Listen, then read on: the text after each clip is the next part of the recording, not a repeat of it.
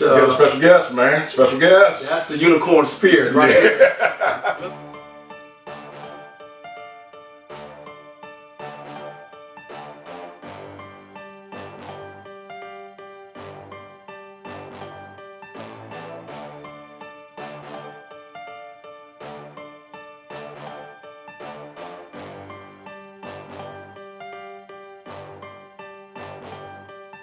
What's up, people? What's going on, Doc? I'm Brent. And I'm Farid. We are the Spirits Brothers. With plus one. Exactly, man. We got the guests. We got one plus today. Yes, sir.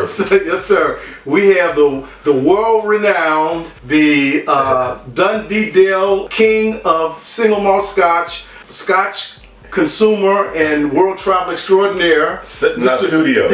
Sitting in the studio, Mr. BJ Reed. Thank you for showing. We appreciate it. We're going to get this man applause. Yeah, I'm a legend in my own mind. So I'm ready.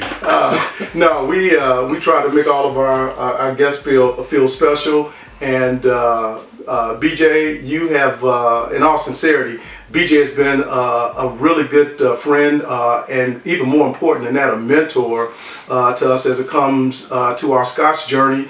And I want to be able to talk to the folks about you and about how we actually all started coming together and stuff. So BJ, tell folks. But first, before we do that, he brought something a little special we're going to sip on while we're doing this. Yeah. And I can't wait no more, so I'm going to interrupt you. So, all right. Yeah, this is one I haven't even tried. And I probably got it on auction several years ago. And it's an Auchentoshan, which is triple distilled, one of the few in Scotland that's triple distilled. It's a low one. There aren't many low ones in Scotland. Yeah. And this one's single cask strength, almost 60% alcohol by volume, so pretty powerful. And as you can tell by the color, looking awful dark there. Yeah, as you can tell by the color, this is what we euphemistically call a sherry bomb. Yes. Because it's all first fill Oloroso sherry. This has got the color of almost like a Coca-Cola, man. I mean, that's how dark this is. It's dark. It's dark. If I were to compare this just from a color standpoint to the darkest scotches I've ever seen before, this would probably be in the top 5. Yeah. But so anyway, we're gonna thank you for bringing it. We appreciate it. We absolutely do. I haven't had it. This way, while you tell us about yourself, I can be drinking. You can't drink while you talk, so I can be drinking. Yeah. And I was practicing as a ventriloquist. Oh, okay. I would say I got into Scotch whiskey, single malt Scotch whiskey, probably in the early '90s. At that time, the Dell was on Dodge Street, and they had an owner who purchased it and then decided to focus on single malt whiskey. And when we first started tasting around the bar, and that's literally what we did, they only had 15 or 16 single malt whiskeys, and it was hard to get in Omaha. It's still hard to get in some cases in Omaha. Yeah. And we just sat around and talked about it. And that got us hooked, and we've been doing it ever since. So 30 years is a long time. Is that when you guys started 30 years ago? 91, yeah. Oh, wow. 92. So, and the problem with it, of course, was when somebody said, "Gee, that bottle's going to cost you $100." We said, "Nobody pay $100 for single malt whiskey." So, I missed on a lot of opportunities to buy stuff that now are worth thousands of dollars. But that's okay. We learned. And our first trip was '98 when we went over, and Scotland, sorry, yes. Scotland, and we knew nothing, and probably embarrassed the entire country by talking to distillery managers about their process. But we've been there, gosh, 6-7 times, and the more you know, the less you know. The Dundee Dell group kind of went offline and went on a Zoom and started having weekly Zoom meetings, and and those meetings included people from where, BJ? They included mainly the Omaha group, and then we had people from Illinois, Oklahoma, Ohio, Colorado, and then we had a lot of our friends across the pond who joined us. it was a pretty amazing experience. We didn't record them, and I kind of regret we didn't do that, but we wanted to make sure people felt comfortable talking. Now, one of the things I wanted to ask you, because actually our Dundee Dell group is kind of a three-headed monster. You and Bill Wakefield, but we have someone who is also just as instrumental, and that's my buddy Monique Houston. And tell folks about Monique and what role she has had with respect to the Dundee group and to the Scotch industry as a whole. Yeah, Monique, we met. She was hired to be basically a staff person at the Dundee Dell when she had a passion for whiskey and grew that passion, and she started doing the tastings at the Dell, and then she eventually became the manager of the Dell, and she took it to heart, and so she took the Dell on the road to various whiskey shows. She became known internationally, which it's a small world, basically, the whiskey world is. And she was one of the first women to be featured in the Malt Advocate, which is now the Whiskey Advocate. She left the Dell and she moved to Chicago and has worked in a couple of different positions. She's now the spirits director for a company called Winebow, but she's known everywhere. And so one of the guys that we had on was Nick Morgan, who was the global marketing director for Diageo, which is the largest single company in terms of the number of distilleries it owns. And I was on a Zoom maybe 2 weeks ago, and Nick was plugging his new book, which is Everything You Ever Wanted to Know About Whiskey. Okay. And Nick was talking, and he said, is Mo on this call? Because she really helped do a few things that were helpful to me. And when Nick Morgan says there are things that were helpful to him, that's a high compliment indeed. So it's pretty cool to have you on with us. Yeah, it really is. No, I'm happy to be here. You guys do great work. This juice is just outstanding. Man, the more I sip on it, the more it sits, the more it's opened up a little bit, the more it's really. Yeah, I added really a little water to mine, and the finish just goes on and it does. on. It does. It really on. does. And it's only about 12 years old. So it's not a real old whiskey, but you can tell that this was in a cask that was all sherry, had never been anything but, and it's Oloroso, which is the landmark for most sherried casks in Scotland. Yeah. And it is, I've had sherry bombs. This is the Glendronach, and Benriach's also can be sherry bombs. Yeah. But boy, this one, it's really nice. So am I the only person that's picking up some prominent spice notes? Oh, no. It's absolutely spice. It's fruitcake and nutmeg and cloves and...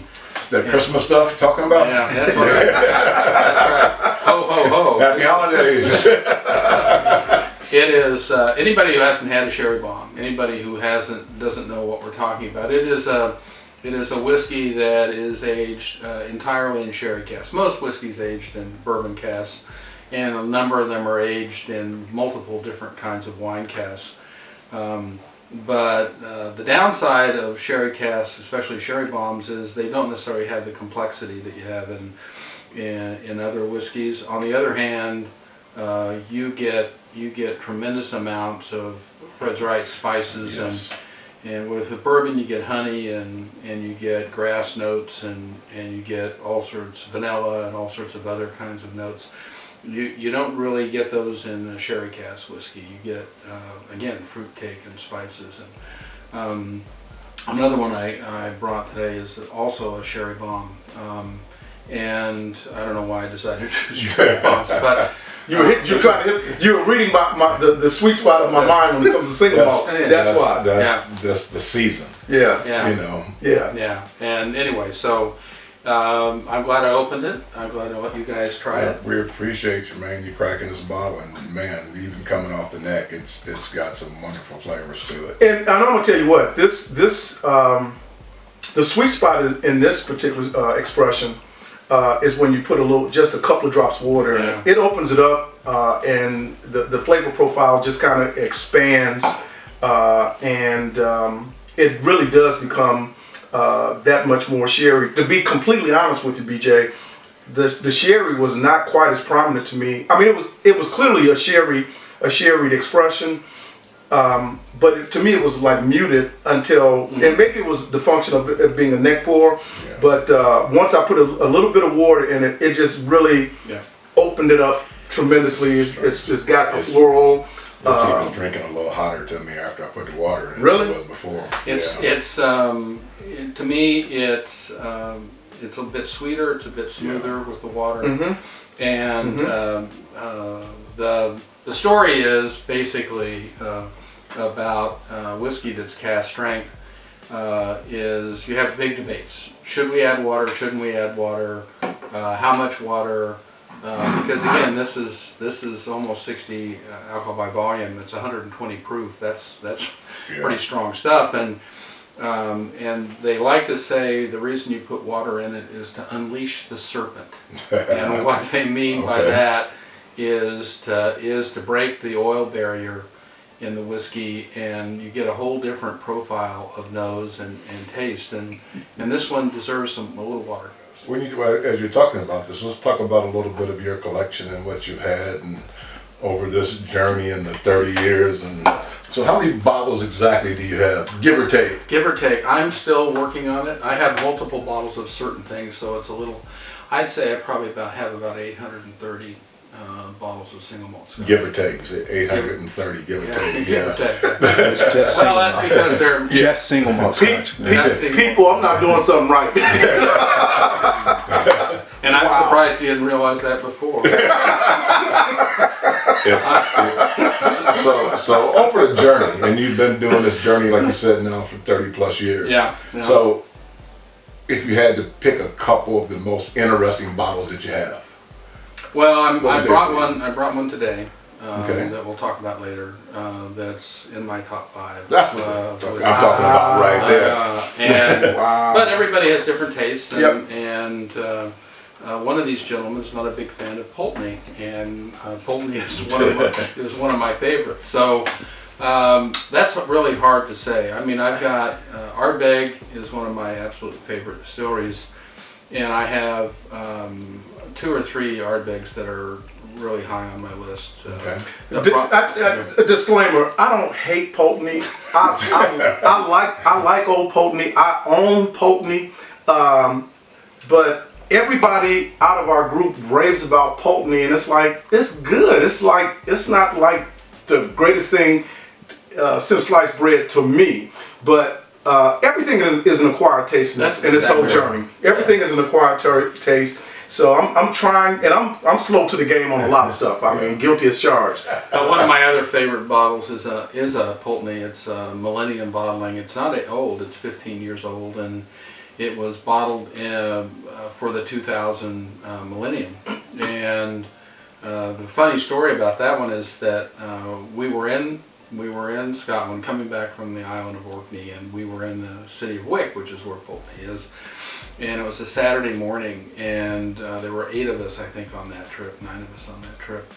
And so we pulled in to do a tour of Pulteney, and we did. And a woman named Tanya Fraser is the director of the tours and the shop there, and she's a very close friend of ours and has been for that long time.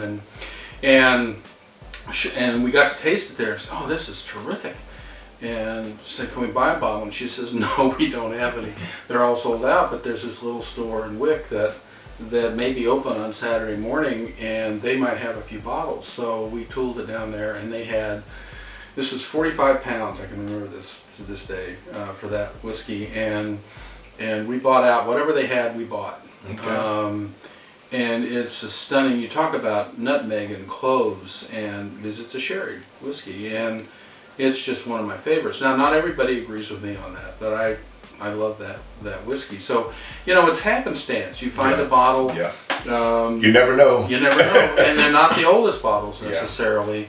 Ardbeg has a Lord of the Isles, which we got at the distillery for 100 pounds. It's now thousands of dollars to buy that bottle. Wow. They have a Providence bottling, which is a 25-year-old as well, and I got mine for $400 some at the precursor to Benny's, a place called Sam's in Chicago, and it's worth thousands of dollars. My favorite story is Private Eye. These guys have heard this story. It's a Macallan, and when we were over there in '98, they had it's called Private Eye, and it's a no age statement whiskey.